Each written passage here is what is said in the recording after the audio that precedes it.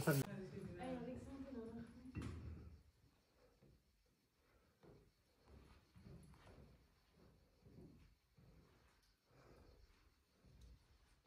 πάρα πολύ λίγα σημεία.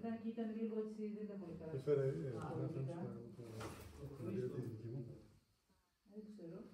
πολύ μεγάλη διαφορά και στη θερμοκρασία και στην υγρασία εδώ. Πήγαμε. Αυτό που βλέπουμε εδώ πάνω στο σκαλοπάτι είναι ένα έμεσμα από κουκουβάγια Τίτο Άλμπα. Είναι κουκουβάγια η οποία τρώει το βράδυ, μένει σε σπήλαια και τρώει το βράδυ κυρίως ποντίκια και αρουραίους και διάφορα άλλα μικροθηλαστικά. Η κουκουβάγια λοιπόν, επειδή δεν μπορεί να περάσει από το πεπτικό της σύστημα όλη αυτή η μάζα, το κρατάει στο στομάχι της, χωνεύει ότι μπορεί να χωνέψει και στη συνέχεια αυτό το κάνει εμετό. Αν δεν το κάνει εμετό, δεν μπορεί να φάει επόμενο θύραμα. Γι' αυτό λοιπόν είναι πολύ σημαντικό να γίνει γρήγορα και ομαλά αυτή η διαδικασία, να κάνει τον εμετό της και να συνεχίσει. Αυτά τα εμέσματα είναι πάρα πολύ σημαντικά για τους βιολόγους, γιατί χάρη σε αυτά μπορούμε να δούμε, να κάνουμε παρατηρήσεις για την πανίδα μικροθηλαστικών μιας περιοχής, χωρίς στην ουσία να συλλαμβάνουμε τα ίδια τα θηλαστικά. Το κάνει κουκουβάγι αυτό για μας. Και το κάνει πολλές φορές πολύ καλύτερα και έχουμε πρώτες αναφορές από είδη, από ανάλυση εμεσμάτων. Και είναι και μια ένδειξη του πληθυσμού των μικροθηλαστικών. Δηλαδή, ανάλογα, αν βρίσκουμε μικρούς και μεγάλους εμετούς, συνήθως είναι την ίδια μέρα έχει φάει 2 φορές. Δηλαδή, μπορεί να τα βρει σε μεγάλη ποσότητα. Και Αθηνά είναι έτοιμη να το μαζέψει τώρα.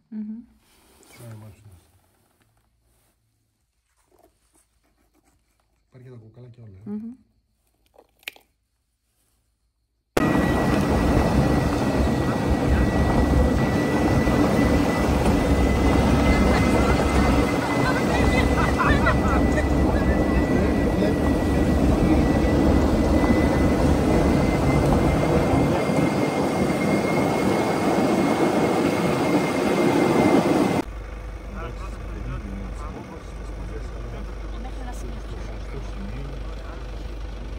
Πέρα από αυτό, δεν μπορεί πλέον ο μηχανισμός που έχουμε δεν σηκώνει περισσότερο.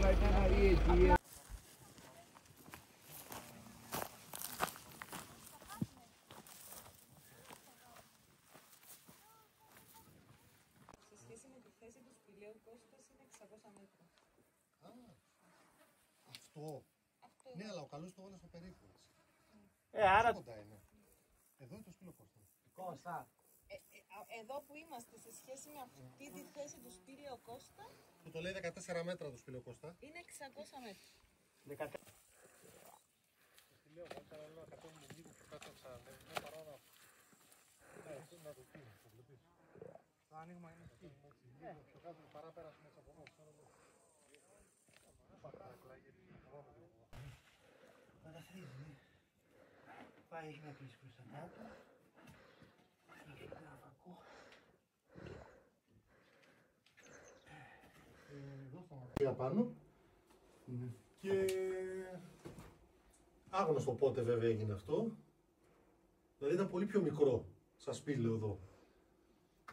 Απλά θέλω να αφιερώσουμε 10 λεπτάκια να πω ότι κάτι είδα, ρε παιδί μου. Εγώ μέσα μου, όσο θες. Αν δεν έχετε πρόβλημα δηλαδή. Κανένα πρόβλημα, ίσα ίσα. Γι' αυτό ήρθαμε.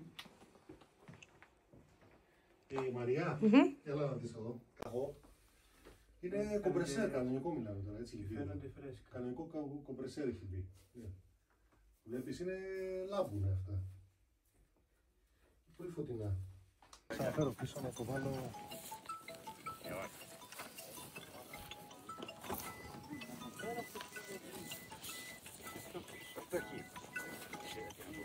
Έλα, βάλ' το να βλέπω. Για χαλαρό. Άρα θα βάλεις αυτό και θα είναι χαλαρό το πρώτο που ετοίμασες.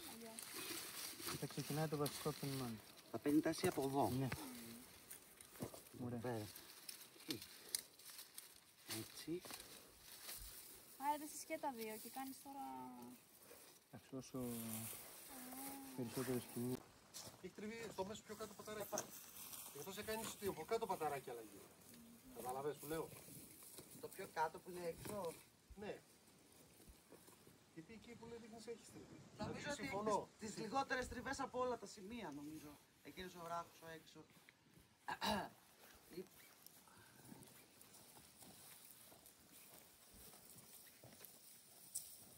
Από εκεί κάτω δεν φαίνεται. Αλλιώς...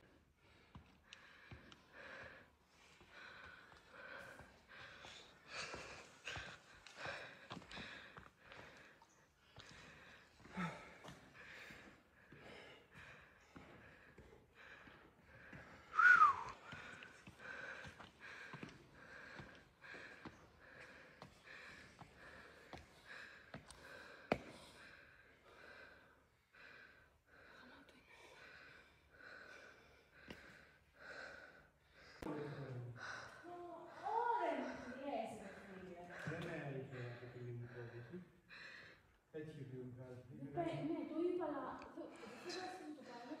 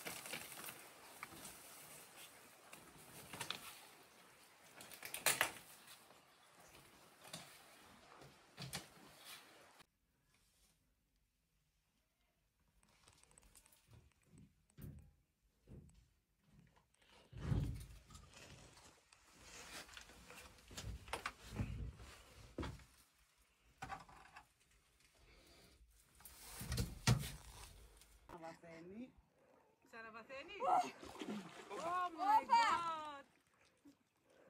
Πάρα λίγο. Αυτό ήταν κρύο. Έλα, βλέπω κρύο. Όχι και κρύο. Άνω των 18 ήταν αυτό το θρύλο που ήταν. Το μεταξύ, εσύ που είσαι από πάνω τώρα μας βγάζεις σαν τους χαζούς. Ναι, ναι. Εγώ είμαι μια χαρά που πάνω.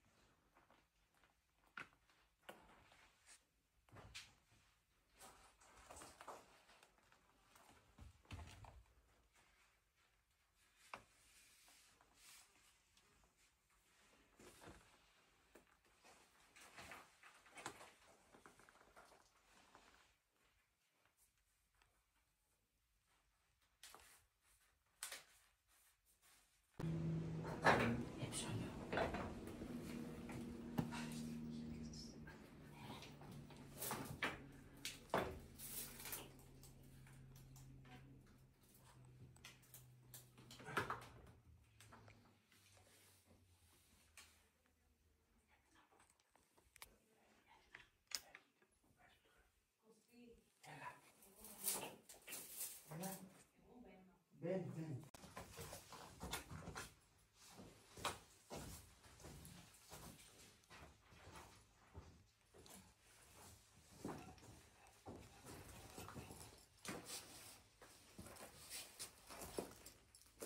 Πάμε, πάμε.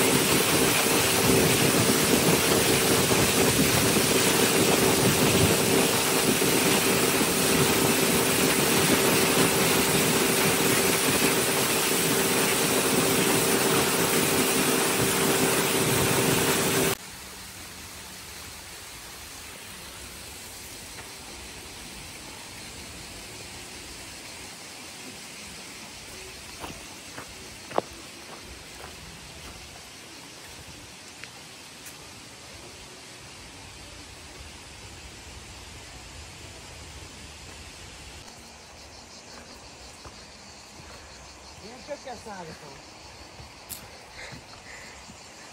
Από τον Μουράκο. Αχ, εδώ πέρα όμως τι ώρα που έρχεται.